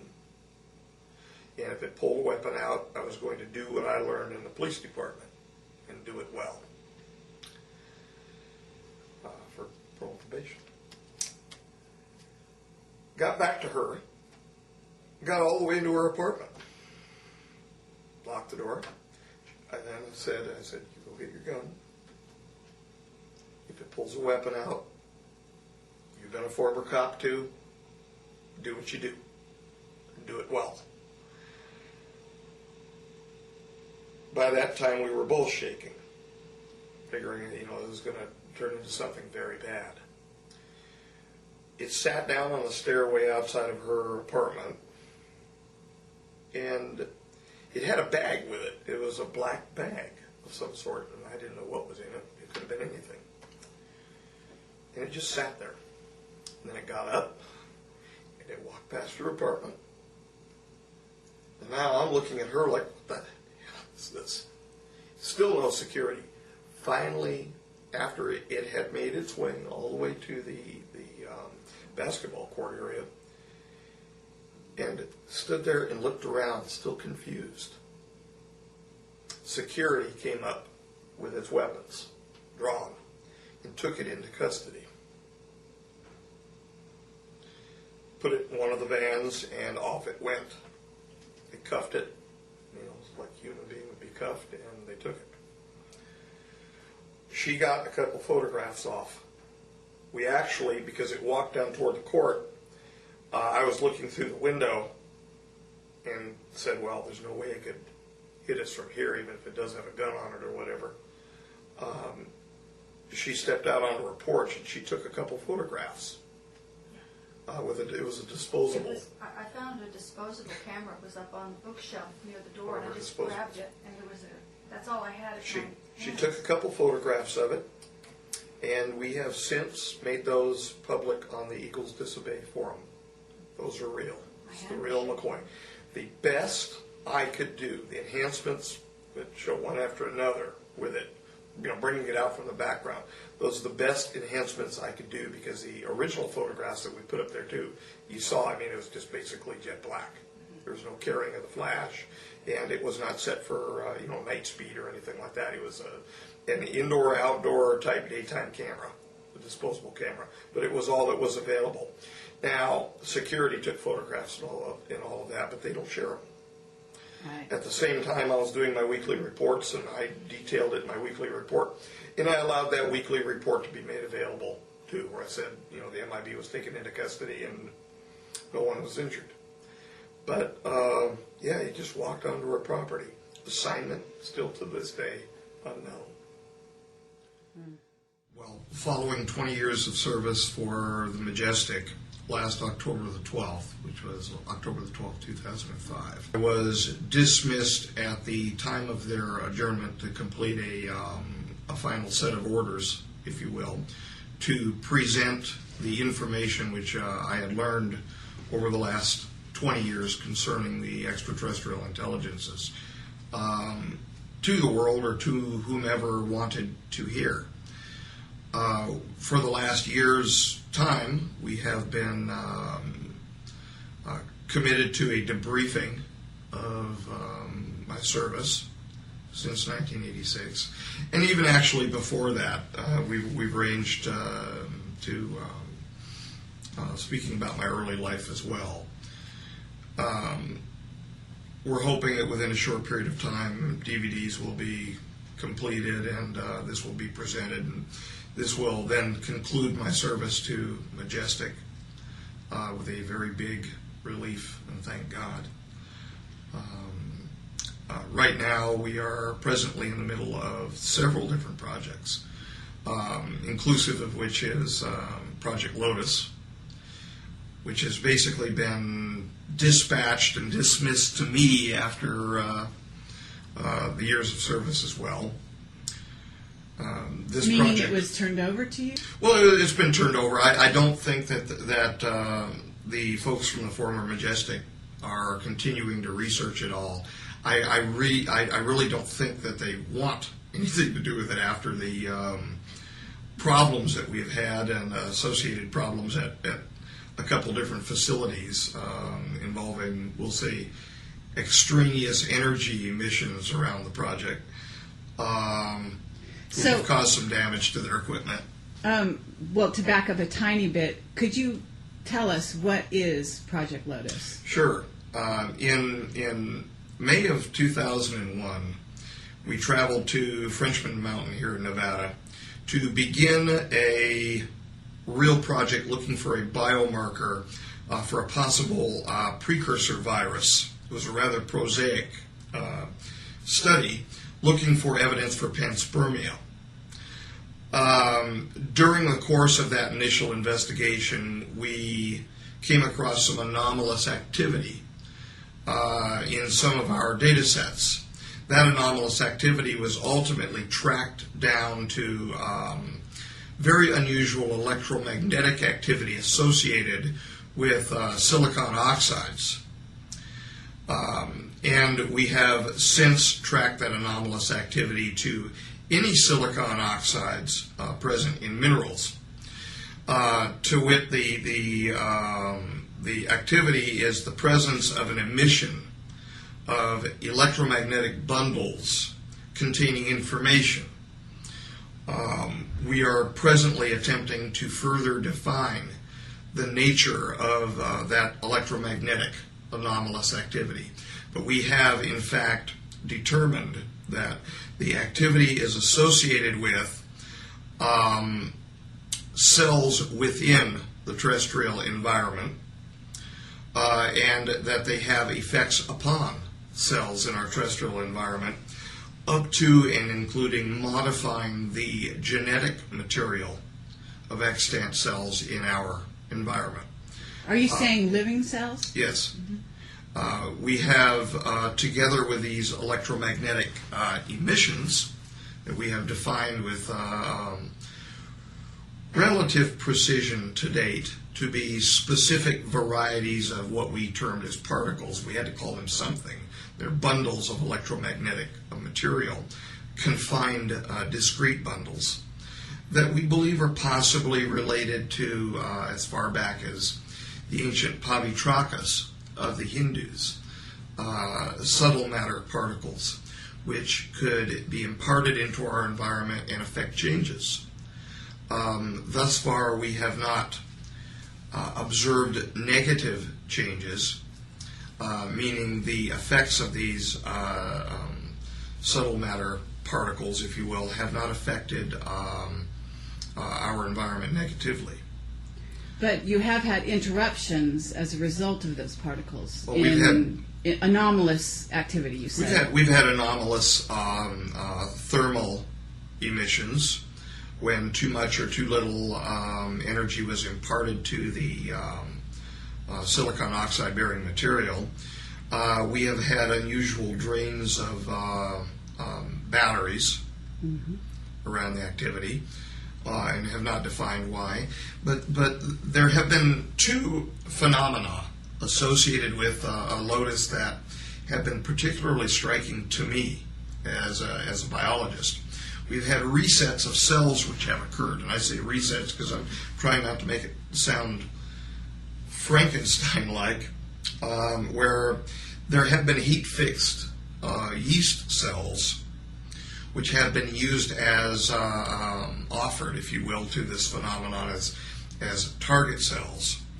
And upon the receipt of material of these dead heat-fixed yeast cells, we've had a restart of the cells, and we have the photographic and the... So they've come back to life, is what you're saying, as a result of this. There has been energy. Yes. I really don't even like using those terms. It's out of the book, off the edge of the pizza, so to speak. But we have had a restart of the cells in that location. However, the cells which have restarted from the dead cells are not the same cells, are not the same functioning cells as the precursor cells, the precursor yeast cells. We don't really know what they are. You mean, are you saying that the cells changed and they're functioning differently after being exposed to this energy? Yes. We started out with essentially a fungal cell, a budding yeast cell, which we heat fixed, and the result was more termed what one would normally term an animal-like cell. Really? So it actually changed it from one thing. It actually transformed it from one thing to another. It transformed it from one thing to another after imparting to it what we've come to call a template. There is an actual imparting of DNA to the cell. So we're receiving DNA essentially across some sort of an electromagnetic barrier through these what we call portals, these emissions of electromagnetic energy that then impart further discrete bundles of electromagnetism to our environment. So we're attempting to understand it. We don't understand what we are truly looking at the moment. We've not fully defined the Lotus as a system. Okay, but are the particles, are these the Ganesh particles that are coming through? We've defined three basic discrete varieties of particles that we have termed alpha, beta, and C-type particles. The A-type particles were nicknamed Ganesh particles. And that's what they are. They're nicknames. We had to call them something, so we called them Ganesh particles out of a historical deference, if you will, for the mover of obstacles. And we called the portals Shiva portals. There's an opening or a changing. These are the admission or emission centers, if you will, for these Ganesh particles. And then we have still another variety of particle, which we call Selkies. And Marcia actually named them. These are C-type particles. And they basically act as almost like crossing guards, which line the periphery of an electromagnetic stream that leaves these portals, and basically act as guards or guideways surrounding the Ganesh particles, giving them a pathway to a target. Now, the real question, I think, is how is the decision being made for a target? And we've identified on these Selkies what appear to be acoustic antennae. And I say appear to be acoustic antennae because changes of input into this system, acoustic changes, affect the behavior of these Selkie particles.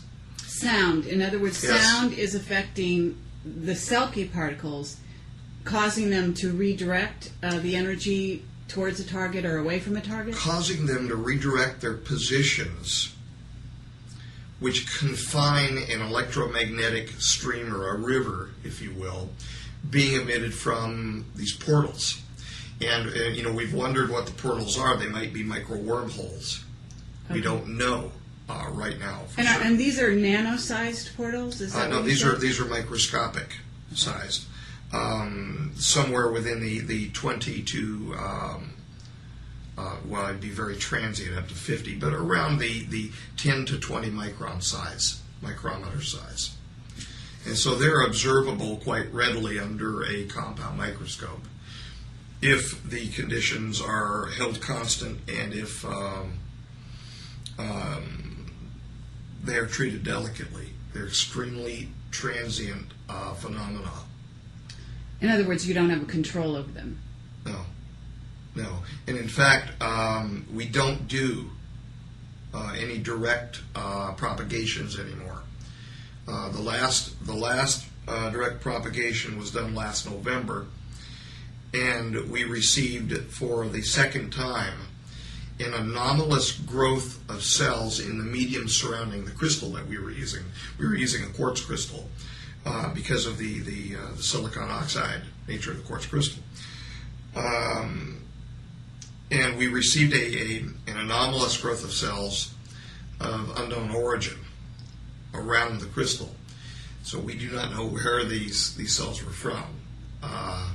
We've had that happen now twice, and we've determined that we're getting a little too good, if you will, at the science of propagating these portals, and we're possibly receiving a negative consequence as a result.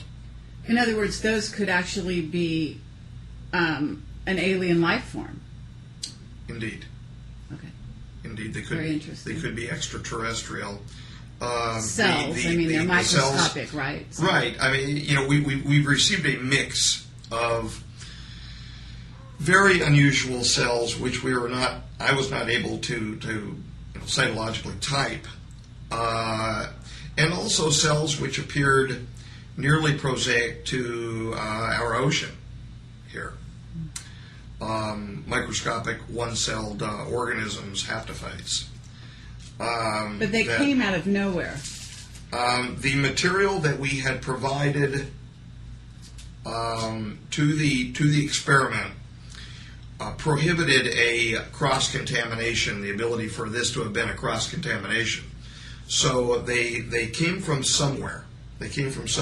Now, also, what we've done is a repeat of a very famous experiment called the Spallanzani experiment with beef broth, but we put a tweak on it, if you will. In the Spallanzani experiments were experiments designed to either prove or disprove the idea of spontaneous generation. And so the question is then begged, are we exhibiting spontaneous generation here? And I think that we have zero evidence that this is spontaneous generation. And allow me to explain why.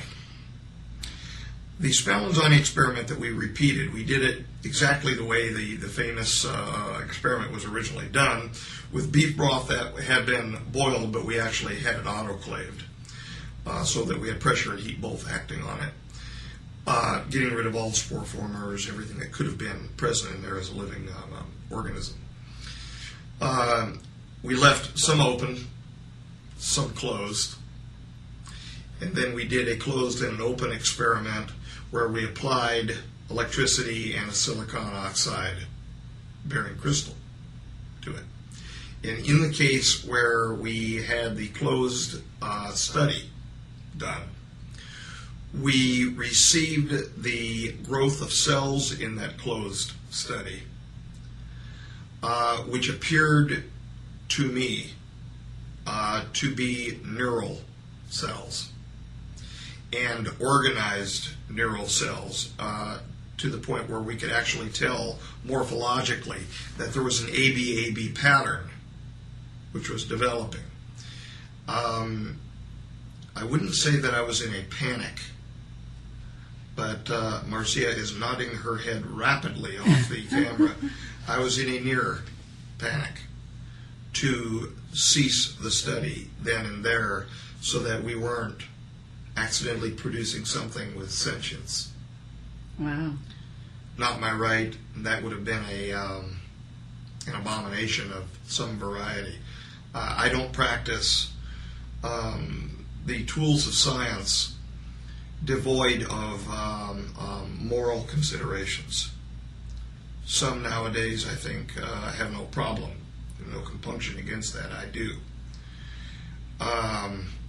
So the study was ceased immediately, and the cells were photographed. Yes, we have the photographs of them, but the study was ceased, and it was killed immediately.